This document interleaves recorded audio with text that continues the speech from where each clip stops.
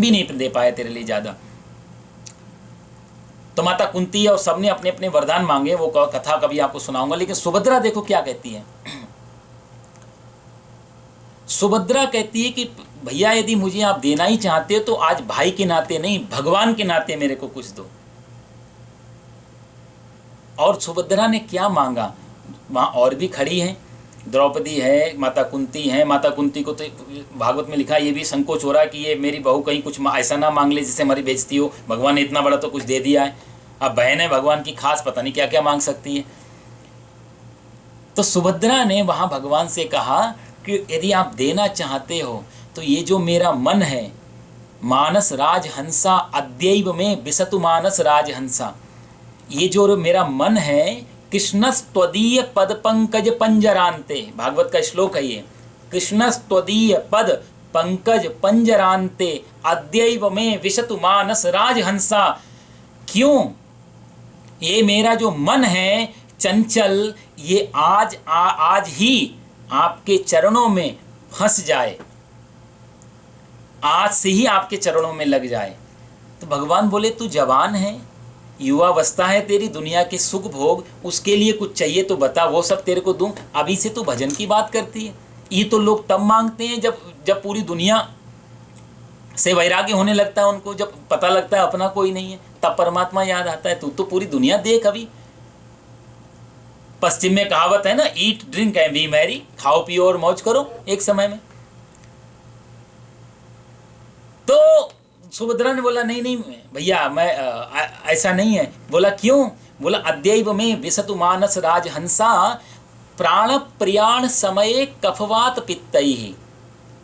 प्राणों के जब प्रयाण का समय आता है, प्राण जब निकलने वाले होते हैं, प्राण प्रयाण समय कफवात पित्तैहि कंठावरोधन विदौ स्मरणम कुतस्ते। गले में कफ, बलगम, गला बैठ जाता है, रुंध जाता है, उसमें कोई शब्द नहीं निकलता। इसलिए मैं वो टाइम में रिस्क नहीं ले सकती। मैं चाहती हूँ अभी से वो चिंतन चलता रहे, तो बुढ़ापे में भली भगवान का नाम मुख से नहीं निकले, हृदय में और अंतरात्मा और चेतना में तो रहेगा, क्योंकि चिंतन जिसका किया है उसी का लास्ट में याद आएगी। ये सुभद्रा का वरदान। तो भगवान कहना चाहते हैं कि आज हमारा जो तर्क रहता है कि बुढ़ापे में, बात सही है, उस समय यदि परमात्मा का नाम मुख से निकला तो तरेंगे 100%, लेकिन उस समय निकलने के लिए अभ्यास ये जीवन के पहले चरण से ही करना पड़ता है। इसलिए भारत में परंपरा ही, बच्चों को हम लोग घर में ये सब चीज़ें सिखाते थे, गुरुकुल में भी ये परंपराएं थी सिखाने की। बच्चों को जीवन जीने की भी विद्या सिखाई जाती थी, मरने के विषय में भी बताया जाता था, और इन अध्यात्म सारी मैथोलॉजी, स्क्रिप्चर, सब कुछ उनको बताया जाता। दुर्भाग्य भारत का या विश्व का कहें, अब उस शिक्षाओं के बारे में कोई बात नहीं। अब उसके लिए अलग से समय निकालना पड़ता है, जैसे हम और आप लोग बैठे हुए हैं, और वो भी बड़े मुश्किल से। कहते हैं परमात्मा की कृपा हो, अपने सौभाग्य उदय हो, तभी इन चीज़ों में समय निकालना पड़ता है, और समय मन भी लगता है इसमें। नहीं तो साफ समय निकालना और मन लगना बहुत कठिन काम है। अच्छे अच्छे लोगों को कथा में, जहाँ जिनको 2-2 टैबलेट लेके नींद नहीं आती, इंडिया में एक टैबलेट चलती है डाइज़ेपाम, नींद की, बहुत पावरफुल गोली है वो डाइज़ेपाम। तो वो 2-2 गोलियां लेकर के हमारा आश्रम में, वृद्धाश्रम, उनको नींद नहीं आती थी। कथा में बैठे सबसे आगे वाली कुर्सी में, और बैठते ही बेचारे आराम से, उधर जयकारा लगा तो उठते थे। कथा बहुत बढ़िया की पंडित जी ने, महाराज कथा तो बहुत सुंदर। कैसी? बोला इतनी अच्छी कथा तो ऐसे तो बिस्तर में भी नींद नहीं आई, जहाँ बैठते हैं आगे। इसको पचाना बड़ा मुश्किल है। कथा सुनना ये आसान काम नहीं है। एक मजदूर को, मैंने आपको शायद कथा सुनाई होगी, एक मजदूर को उस दिन दिहाड़ी नहीं मिली, वो काम नहीं मिला, दुखी होके बैठा हुआ मंदिर के बाहर। महंत जी बाहर निकले, बोले क्या हुआ, क्यों परेशान है? बोला साहब आज देखो कहीं काम ही नहीं मिला मेरे को, परिवार कैसे पालूंगा, शाम को क्या खिलाऊंगा, यहाँ तो रोज कुआं खोदो, रोज पानी पियो, वो हाल है मेरा, पैसा नहीं। तो महंत जी को दया आ गई। बोला अच्छा कितने रुपए मिलते हैं? बोला साहब 250 रुपये मिलते हैं, मेरे मारे गए। महंत जी बोले मैं तेरे को 250 दूंगा। कितने घंटे काम करता है? बोला 8 घंटे काम करता है, तो 250 रुपये मिलते हैं। बोला ठीक, 8 घंटे तू काम कर, तेरे को मैं काम देता हूँ, 8 घंटे तू 250 रुपये तेरे को मिलेंगे। मजदूर खुश हो गया, साहब मेरे को बढ़िया है। भीतर ले गए महंत जी, भगवान के आगे कोने पे बिठा दिया, माला दे दी।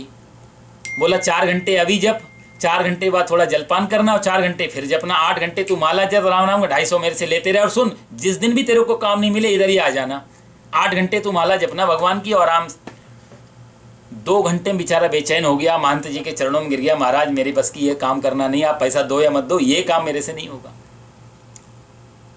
बड़ा मुश्किल है, आप करके देखो।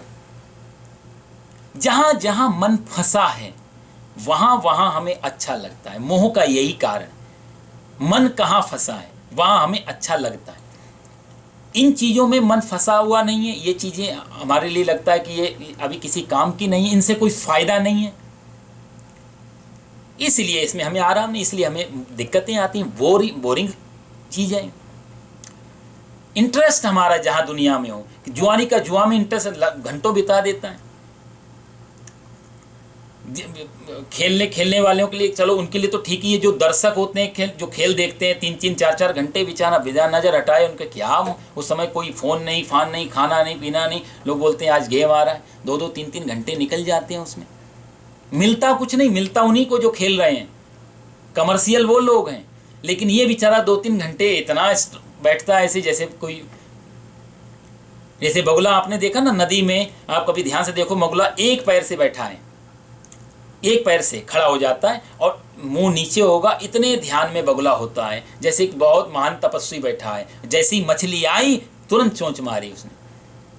विद्यार्थी के लक्षणों में बगुले का बड़ा उदाहरण दिया जाता है, काक चेष्टा वकोध्यानम श्वान निद्रा तथैव च अल्पाहारी गृह त्यागी विद्यार्थी पंच लक्षणा।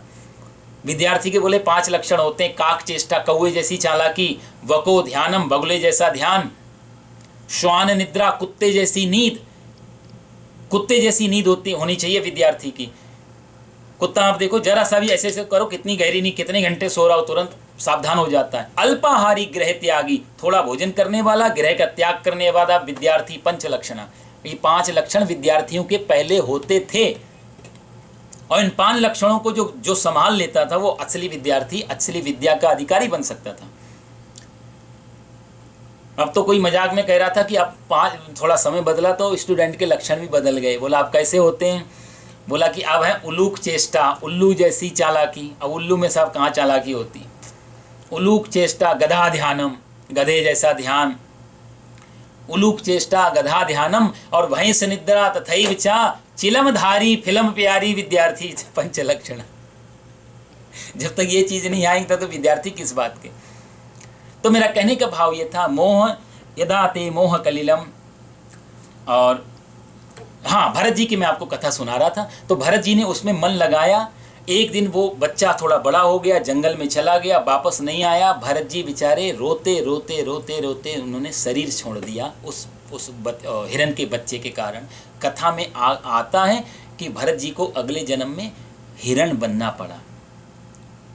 अंत काले चमा में हिरण की याद में शरीर छोड़ा, हिरण ही बन करके आए। बहुत लंबी कथा है, बाद में फिर बेचारों को ज्ञान तो था, मन में आया उनके कि ऐसे लोगों को बोलते हैं योग भ्रष्ट। कहीं अच्छी जगह एक लाइन चल रही है, जरा सी गलती चूक हुई, सब जैसे हम सांप सीढ़ी का खेल खेलते थे ना लूडो में, आप लोगों ने शायद देखा हो, तो बिल्कुल धीरे धीरे धीरे सीढ़ी चढ़ गए, सांप काट लेता हो। एक बार लास्ट में बिल्कुल इतना लंबा सांप होता है कि वहाँ काटे तो फिर हम नीचे 10 नंबर पे आ जाते थे। तो उसको योग भ्रष्ट ज्ञान में कहा जाता है कि ऐसे कई ज्ञानी चढ़ते जाते हैं, जरा सी कहीं गलती हो बेचारे फिर वापस वहीं पहुँच जाते हैं। लेकिन वो जहाँ तक चढ़े हैं वो पूरा साथ में रहता है, वो मिटता नहीं कभी भी। इनको ध्यान था बेचारों को, राजपाट दुनियादारी सब छोड़ दी, हिरण के बच्चे में मोह फंसाया, मन लगा और हिरण ही बनना पड़ा। अब मन नहीं लगाऊंगा, तो बाद में फिर इन्होंने हिरण को झुंडों में नहीं रहते हैं, अकेले रहते हैं, शरीर छोड़ दिया। जंगल में आग लगी, सब भाग गए, ये नहीं भागे, जल गए बेचारे, मर गए। दोबारा फिर से एक राजा के घर में पैदा हुए, फिर से इनका नाम भरत ही पड़ा, और इन्हीं भरत के नाम से हमारे देश का नाम भारत। इनके पिता का नाम ऋषभदेव महाराज थे, जो कि जैन परंपरा के प्रथम तीर्थंकर कहलाते हैं। लंबी कथा है। कहने का भाव ये था, मोह जो है वो बांधता है, प्रेम छुड़ाता है। गोपियां कृष्ण से प्रेम करती हैं, मोह नहीं करती, इसलिए मिलना मिलाने की भी जरूरत नहीं। मजे की बात, कई बार क्वेश्चन उठते हैं, भगवान श्री कृष्ण वापस क्यों नहीं गए? इतना प्रेम करते थे, इतना कुछ उन्होंने वहां पे किया, वापस क्यों नहीं गए? बहुत सारे प्रश्न इस बात में उठते हैं, बड़े आक्षेप लगते हैं। जिन्होंने प्रेम की जरा सी किरण को समझा होगा गहराई से, मोह को नहीं, मोह चाहता है कि मुझे मिले, मोह में अधिकार होता है, मोह में पाने की इच्छा होती है, मोह में मालकियत होती है, ऑनरशिप होती है। प्रेम स्वतंत्रता देता है, राजी है उसी में जिसमें तेरी रजा है, यूं भी वाह वाह है और यूं भी वाह वाह है।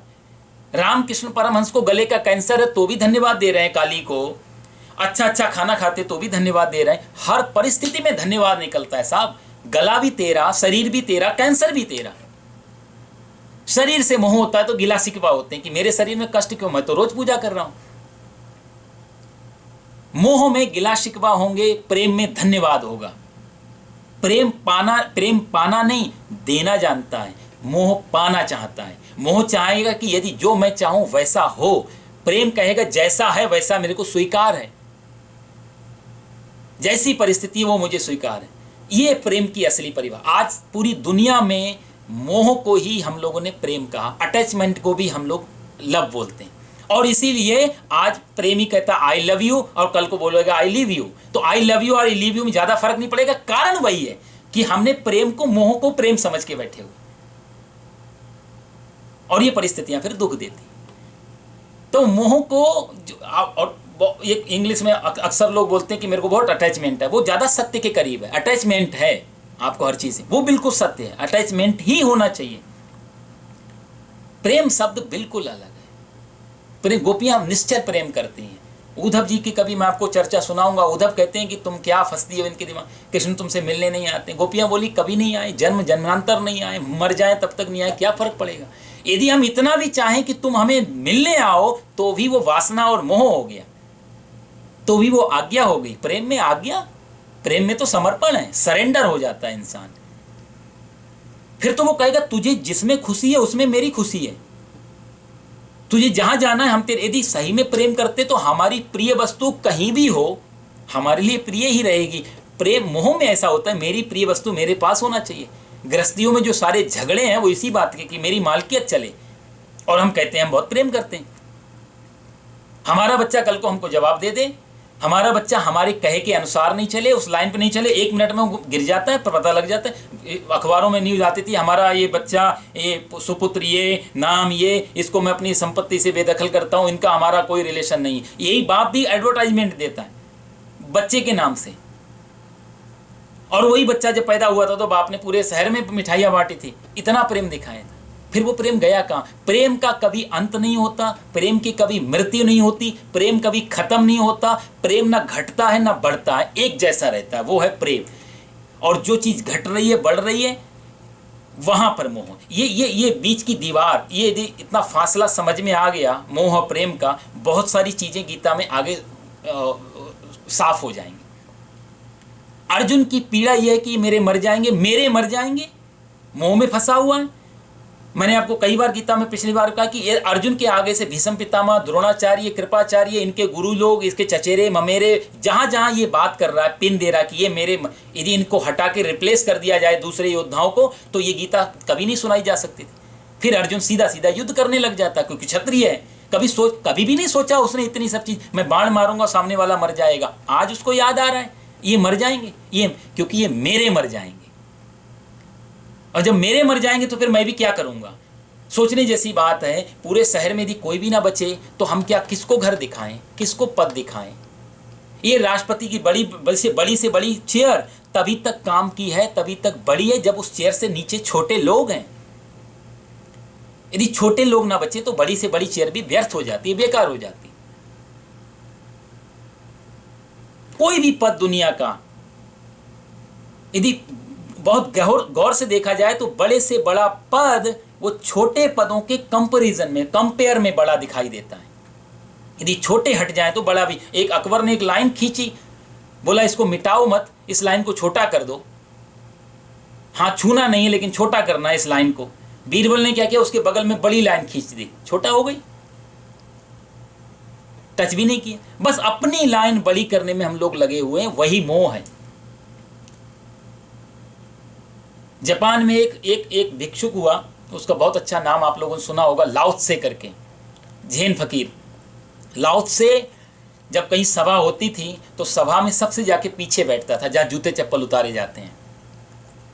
और उस नगर का बहुत प्रतिष्ठित संत था, सब लोग उसको बड़ा आदर करते थे लाओ त्से। जूते चप्पल उतारे जाते वहाँ बैठता था। लोग हमेशा निवेदन करते तुम आगे बैठा करो, आपकी तो आगे चेयर बाकायदा रिजर्व रहती है आपकी चेयर, नहीं पीछे ही बैठते। एक दिन उससे पूछा लोगों ने आप यहाँ क्यों बैठते हो, तो लाओ त्से ने बड़ा सुंदर जवाब दिया, इन बूढ़ी आंखों का बोला बहुत बड़ा अनुभव है, आगे बैठने वालों की फजीयत होते हुए मैंने इन बूढ़ी आंखों से देखी है, और सबसे बड़ी बात जहाँ मैं बैठा हूँ यहाँ से कभी कोई पीछे धक्का मारता नहीं, सबसे पीछे तो बैठा हूँ, यहाँ से पीछे कहाँ बैठाओगे। आगे बैठने वालों की बड़ी से बड़ी इस दुनिया की चेयर पे आप जो बैठे हैं इसके पीछे दो चीजें लगी हुई हैं, एक तो आपने किसी को हटाया है तब आप बैठे हैं, और जब आपने किसी को हटा के बैठे हैं तो आपको हटाने वाले हमेशा लगे हुए हैं। इसलिए पॉलिटिकल लाइन में जितना स्ट्रेस होता उतना दूसरी लाइन में नहीं होता, क्योंकि वहां रिप्लेसमेंट बहुत चलती है। इसलिए वो आदमी जितना परेशान होगा उतना शायद दूसरा भी परेशान नहीं हो।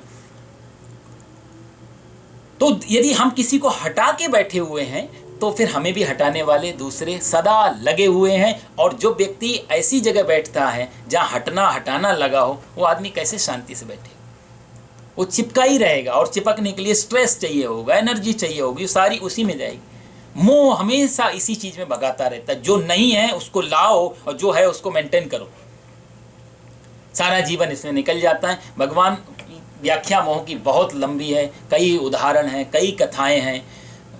गजराज की कहानी आप लोगों ने सुनी है, एक हाथी है, बहुत सारी पत्नियां, बहुत सारे बच्चे हैं, समंदर में एक दिन फंस गया, वो मगरमच्छ ने पैर पकड़ लिया, उसने बोला मगरमच्छ से कि तू मेरा पैर पकड़ता है, प्रणाम करने आया है या पकड़ने आया है।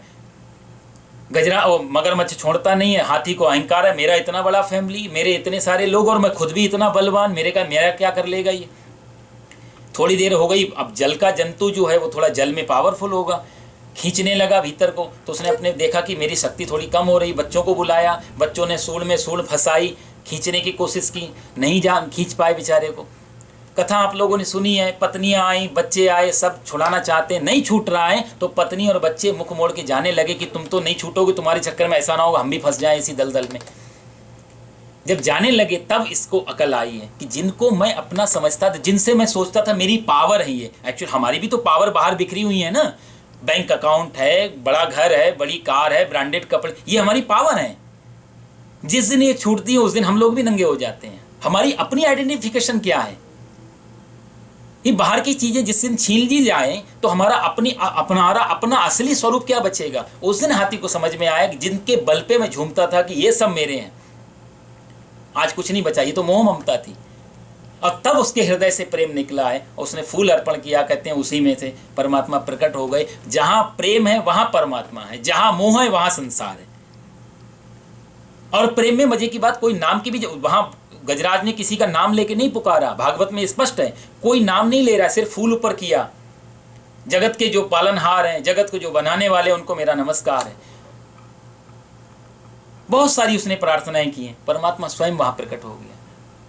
इसीलिए हम लोगों ने कहा कि प्रेम ही परमात्मा है, जहां प्रेम है वहां परमात्मा है। लाओ त्से की 3 वचन बहुत महत्वपूर्ण हैं। उसने 3 अपने पूरे जीवन के अंतिम समय में उसके शिष्यों ने बताया कि कुछ तो आप हमें फॉर्मूला दे दो, बहुत बड़ी बड़ी किताबें नहीं, छोटे छोटे रूप में कुछ बता दो, आपके जीवन का निचोड़ क्या है। तो उसने 3 बातें कही, उसमें एक प्रेम, उसने the first is the love, पहला है प्रेम। तुम प्रेम करना ही यदि सीख जाओ, सिर्फ प्रेम करना, बाकी किसी भी चीज की जरूरत नहीं पड़ेगी। वो उसी प्रेम की बात कर रहा है जहां भगवान श्री कृष्ण जिसकी बात कर, मोह से विपरीत, the first is the love.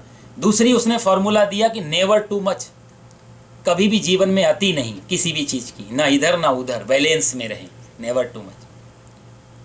तीसरा उसने कहा कि तीसरा फॉर्मूला, अंतिम फॉर्मूला उसने कहा कि the third is the never be the first in the world. दुनिया में पहले होने की कभी आप कोशिश मत करो। दुनिया में जो प्रथम होने की कोशिश करते हैं वो हमेशा सबसे पीछे खड़े दिखाई देते हैं। एक समय ऐसा आता है उनको पूछने वाला कोई नहीं होता। इस दुनिया में सबसे यदि हो सके तो अपना एक बैलेंस में जीवन रहे। तो प्रेम शब्द और मोह शब्द हमारी, यदि इतना भी दोनों का फर्क यदि समझ में आ गया, भगवान की ये बात, और आने वाले जो श्लोक हैं, आने वाली जो भगवान के वचन हैं, उनका बहुत साफ साफ हम लोग अर्थ समझ पाएंगे। अर्थ को लंबा नहीं करेंगे, थोड़ा आगे बढ़ेंगे इसमें। भगवान कहते हैं कि इस मोह रूपी दलदल से जो आगे निकल जाती है बुद्धि, तो वो मिलता क्या है, बोलते हैं उसको वैराग्य प्राप्त हो जाता है। वैराग्य प्राप्त हो, यह भगवान ने वैराग्य की बात की है। इस शब्द पे भी वैसे तो श्लोक की और भी कुछ व्याख्याएं हैं, लेकिन हम दो शब्दों को फोकस करेंगे, वैराग्य और मोह। मोह के बारे में मैंने आपको बताया। वैराग्य का अर्थ सामान्य तौर से हम लोग जो लेते हैं वो छोड़ देना को लेते हैं, कि इसने छोड़ दिया, संसार छोड़ दिया, सब चीज़ें छोड़ दी, वो हमारे लिए वैराग्य हो जाता है। राग और वैराग, इन दोनों को हम उल्टे तरीके से देखते हैं। जैसे एक आदमी पैर पे खड़ा, पैर से तो हमको बोलेंगे पैर खड़ा हुआ है, वही आदमी जब सिर से खड़ा हो जाए तो भी खड़ा है, हम लेटा तो नहीं बोलेंगे, चाहे वो पैर पे खड़ा हो चाहे सिर से उल्टा खड़ा हो, पर खड़ा तो है। राग है, अटैचमेंट जो है राग, वो सीधा खड़ा हुआ आदमी पैरों पे। वैराग्य जो हमारे लोगों के हिसाब से अर्थ है, वो छोड़ के जो भाग रहा है, वो शीर्षासन कर रहा है। एक आदमी को लगता है कि पैसा मेरे को बांधेगा, तो वो पैसे से दूर भागता है छोड़ने के लिए। एक आदमी पैसे के लिए भाग रहा है और एक आदमी पैसे से भाग रहा है, लेकिन अंदर अनकॉन्शियस में देखें तो दोनों ही भाग रहे हैं। मजे की बात, भगवान यहाँ उस चीज को वैराग्य नहीं बोल रहे हैं। बहुत समझने जैसी बात है वैराग्य। अभी तक जितनी भी डेफिनेशंस हुई इसकी, परिभाषाएं वैराग्य की, और हम लोगों की जो आम तौर से दिमाग में रहती है, वो वही परिभाषा रहती है कि सब छोड़ दिया तो वैरागी, कि ये कौन है, साधु महात्मा वैरागी है। तो छोड़ने से वैराग्य की कृष्ण यदि उस चीज को वैराग्य कह रहे होते तो कृष्ण द्वारिकाधीश नहीं बनते। कृष्ण हमसे ज्यादा फंसे हुए हैं दुनिया में। हम तो क्या एंजॉय करेंगे इस दुनिया में, कृष्ण ने जो एंजॉय किया होगा अपनी लाइफ में। आप समझ रहे हैं ये आदमी, इसके बारे में जो आदमी यहाँ पर वैराग्य की परिभाषा कर रहा है, थोड़े दिन पहले वही गोपियों के वस्त्र उठा के भाग रहे हैं नदी में। आप लोग जानते हैं, स्त्रियां नंगी नहा रही हैं और उनके वस्त्रों को लेकर के कृष्ण छुपा रहे हैं। कभी कल्पना कर सकता है बाहर का आदमी कि जो आदमी इन स्त्रियों के वस्त्र लेकर के भाग रहा है, वही आदमी किसी दिन भरी सभा में द्रौपदी को वस्त्र देगा, वस्त्र बढ़ाएगा? ये वही इंसान है। कृष्ण का जीवन यदि आप पूरा देखेंगे, पूरा कॉर्नर नहीं, छोटे छोटे कॉर्नर, फिर तो मन वहीं फंसता है जहां क्योंकि हमारी बुद्धि भी वही खोजना चाहती है, वही दिखता है जो हम खोजना चाहते हैं। कामी आदमी रासलीला में काम ढूंढ लेगा, प्रेमी आदमी रासलीला में प्रेम ढूंढ लेगा। वो कहेगा कृष्ण ने रास किया तो हमें क्या दिक्कत है, लेकिन वो ये नहीं देखेगा कृष्ण ने गोवर्धन भी उठाया, 6 दिन की अवस्था थी तो पूतना को भी मारा। कहने का भाव है कि हम किस दृष्टि से देखते। पूरे कृष्ण को समझने के बाद बुद्धि में एक भी क्वेश्चन नहीं बचता। ये सारे क्वेश्चन बनते थोड़े थोड़े कॉर्नर देख के। यहाँ पर कृष्ण को बस चुराते देखा, वहां पर माखन चुराते देखा, यहाँ पर भागते देखा युद्ध से, उन चीजों को पकड़ ले। भगवान श्री कृष्ण जिस वैराग्य की बात कर रहे हैं, क्योंकि जो आदमी जिस चीज की बात कर रहा है